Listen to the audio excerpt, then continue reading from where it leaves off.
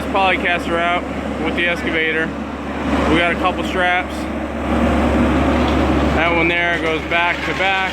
They crisscross there. And one to the front. It's a pain taking this out with the skid steer. Green Acres HV showing you how we're gonna try some new stuff here. There's Jay. What's up, Jay? Good morning. Now, Shelby? Let's see what happens.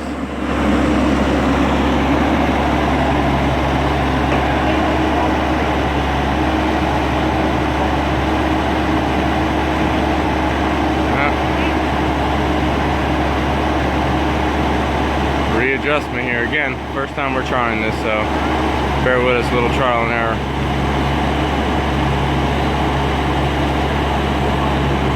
You can go down more with your blade too, it'll lift you up. There you go. Alright, we got him.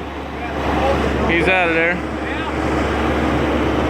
We got some clearance. I'm gonna push this a little bit here to get him off, get him some clearance on that. And if things work out,